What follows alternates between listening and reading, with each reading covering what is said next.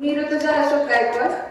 माझे प्राथमिक शिक्षण इथेच नांदुरमाला येथे झाले आणि आपण असं म्हणतो की आपल्या जडणघडणीचा सर्वात महत्त्वाचा जो पाया असतो तो आपलं हे प्राथमिक शिक्षण आणि ते आपले शिक्षक हे ते घडवतात आणि मला हे एकदम उत्तमरित्या मला वाटतं की ते माझ्यासोबत झालेलं आहे.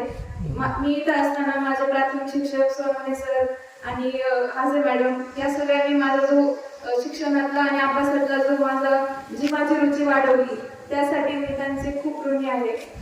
त्यानंतर मी इथे 5वीला जेव्हा ऍडमिशन घेतलं त्यावेळेस इथं बोडके सर माझे क्लास टीचर होते आणि त्यानंतर पिंगळे सर या सरांनी खूप मला मार्गदर्शन केलं. त्यानंतर मी माझे पुढे शिक्षण मी ज्ञानमाता विद्यालयात कंप्लीट केले आणि 11वी 12वी मिस्टर ज्युनियर कॉलेज येथे कंप्लीट केली आणि त्यानंतर मी माझी बीटेक ॲग्री ही पदवी महात्मा फुले कृषी विद्यापीठ राहुरी यातून घेतली आणि तिथे खरं तर मला माझं हे स्वप्न होतं जे IAS बनायचं स्वप्न, जे माझ्या वडिलांनी मला खूप लहानपणी सांगितलेलं की मला कलेक्टर नाही बनता आलं पण मला कलेक्टरचा बाप बनायचं आहे. ते माझं स्वप्न मला खऱ्या अर्थाने की मी त्या स्वप्नाकडे कशी पोहोचू हे मला त्या खऱ्या अर्थाने मला ते माझ्या महात्मा फुले कृषी विद्यापीठ राहुरी या ठिकाणी मला कळाले.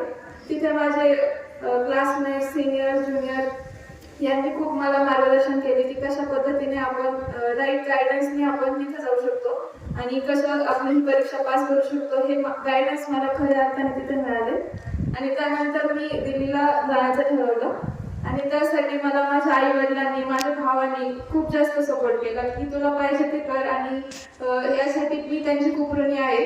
त्यांनी आर्थिकदृष्ट्या आणि खूप मला सपोर्ट केला आणि मी महाराष्ट्र शासनाची खूप आभारी आहे की आपल्याला ग्रामीण भागातून आपण येतो की आपल्याला माहित नसतं की खूप गव्हर्नमेंटच्या खूप स्कीम्स आपल्याला माहित नसतात की UPSC मध्ये पास होण्यासाठी स्कीम्स असतात. महाज्योती ही स्कीम होती की त्याने मला आर्थिकदृष्ट्याही मदत केली. त्यामुळे मी तुम्हाला सांगू इच्छिते की तुम्ही एखादं स्वप्न जर बघितलं असेल फक्त तुम्ही त्याच्याशी इच्छाशक्ती ठेवा, तुमचं हे स्वप्न नक्की पूर्ण होईल आणि त्यासाठी आवश्यक असलेली मदत तुम्हाला कधी लागली तर मी नक्कीच तुमची मदत करेन आणि कायम तुम्हाला अवेलेबल असेल.